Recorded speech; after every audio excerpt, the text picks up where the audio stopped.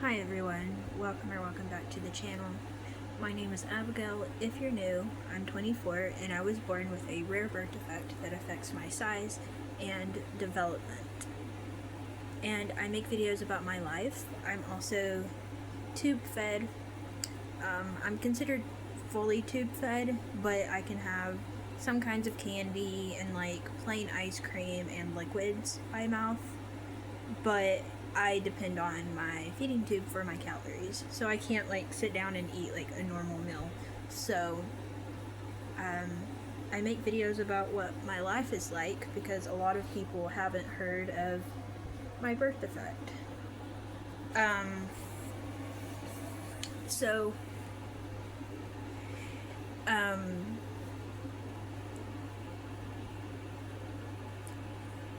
Someone had asked me like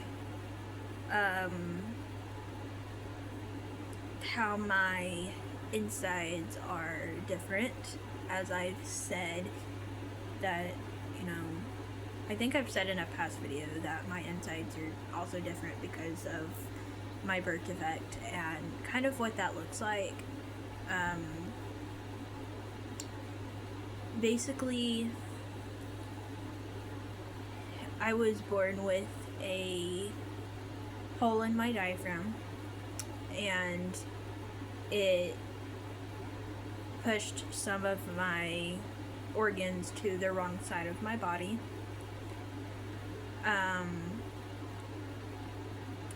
If I remember this right, when I was born I had a hernia, and I think it was like my liver and spleen or something like that was in the wrong spot. I don't remember if those were the two organs that were in the wrong spot or not, but it was something like that.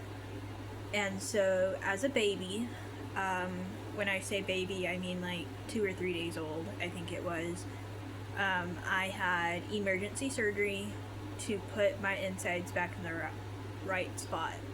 Now, like I said, this is a rare birth defect. Thankfully, back then we lived in Alabama. We don't now, but we did then. And they had really good doctors there. And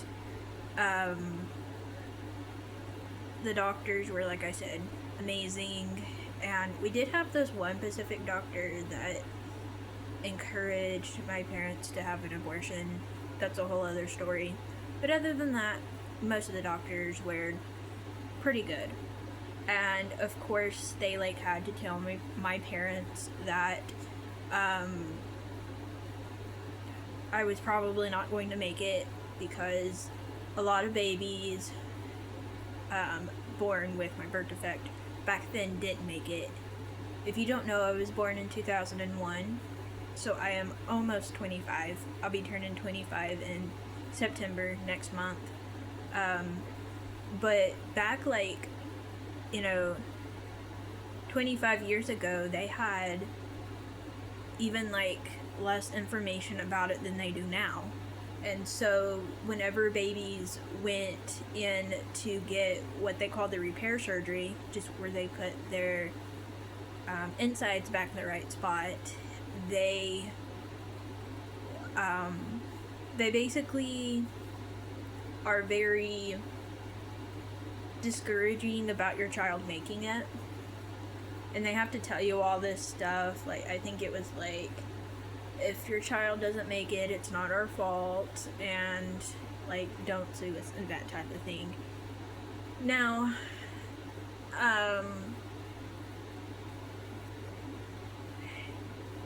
I think it was, like I said, had a hernia, and then liver and spleen, I think it was, in the wrong spot. I had my emergency surgery. I think I was a couple of days old. Stayed in the hospital for a few months, and then I was able to go home. I was released to go home, and I was also on a feeding tube back then. When I was about a year old, I got taken off the feeding tube because at that point I was eating baby food and just very soft things, mostly liquids, but very soft things. And then as I got older, I was able to eat just about like anything I wanted. I just wasn't able to eat like a large amount. Like I was able to eat, like I remember like as a little kid, I was maybe able to eat like half of the kid's meal. And then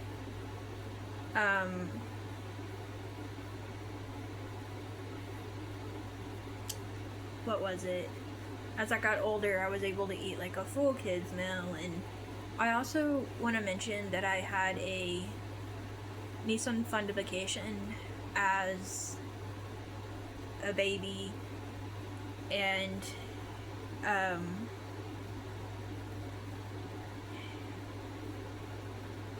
anyways, I like, because of all these surgeries and everything, I've always been like more on the like smaller side, but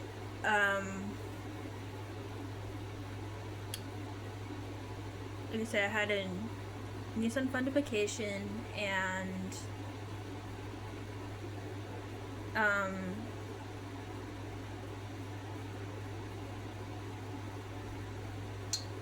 after that, like I said, when I was a kid, I went from eating like half a kid's meal size to eventually a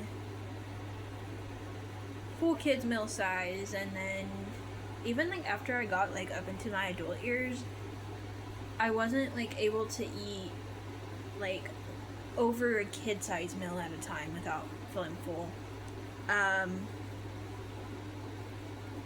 And so later on, I think it was when I was about 19 or so, I started having a lot of health issues.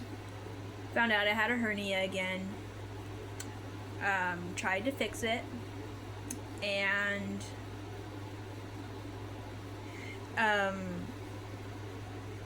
basically we went with a general surgeon, not a specialist. I got a nerve in my stomach hit, and it caused gastroparesis, which is partially paralyzed stomach. After that point, I went to a toddler size meal like every other hour that I was hungry. So it was like, if I ate at like 7 o'clock, I would have to wait till like I guess it would be like maybe like 9 o'clock or something to eat again. And then after my food was digested after that point, I could either choose to eat something else and sit up for another hour, or I could lay down. So it's kind of between eating and sitting up for an hour, or laying down after my food digested. But then after that point, I had like a couple of years where I was on the gastroparesis diet, which is basically where you take things that have a lot of fiber, which is like a bunch of like healthier type foods, and you basically take them out of your diet. And you can have, the things that I ate were like, had to be 4 grams of fiber or under in order for me to have it.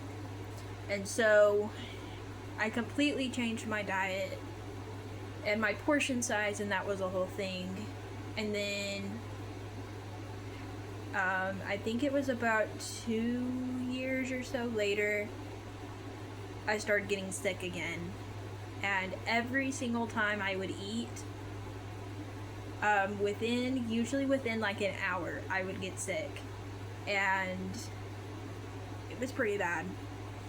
And like everything would come up, and I would completely lose my calories. And at one point I was on protein shakes, the Premier Protein ones, and that's basically like all I had for my calories. But at one point, even that wouldn't stay down. Like nothing would stay down besides like complete liquids. And so I got to the point where I would eat whatever I wanted once a day and then just get sick. But I eventually lost a whole bunch of weight. I think I got to like I don't remember, it was like a crazy amount, like 70 pounds or something. And went to the doctor.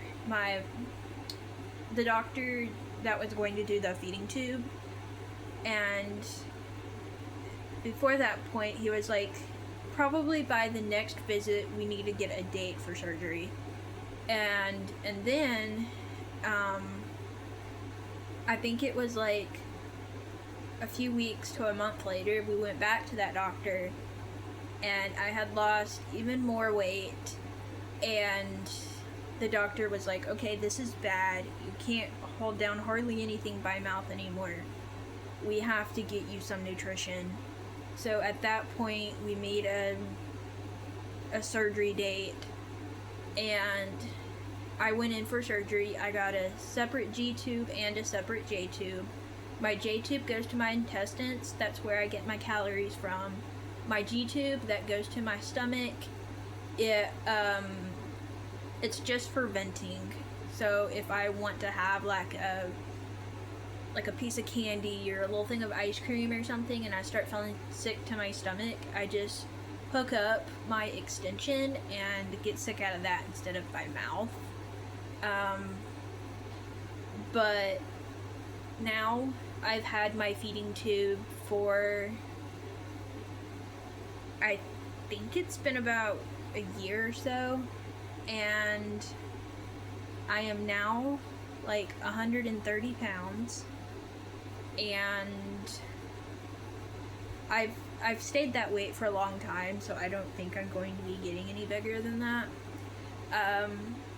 And like I said, I can have like a handful of things by mouth, like ice cream and candies that melt, like suckers and M&Ms, things like that. But I am completely dependent on my feeding tube, but I am very, very thankful that this was an option for us, or for me, because I don't know how bad it would have gotten if this wasn't an option. And I'm very thankful for it. I know that my story is very confusing to understand. I hope that I explained this in a way that people understand. But this is my version of what happened. But like I said, I am fully tube fed, and the main thing is that I can keep it down and I'm full and I'm getting the calories that I need. Yes, I'm on it all the time. People ask me that too. Am I, by saying completely dependent, am I always on it? The answer is yes. I can get off of it to change clothes or to shower, and I'm off of it usually right before bed for maybe about 30 minutes or so to at night I set up my new bag and like put new formula in and things like that. So I'm off of it for a little bit at night, just to set up the pump. But once I get it set up, I hook back up again. But I am very thankful that this is an option for me. Thank you so much for following my journey, and I will see you on the next video. Bye, everyone.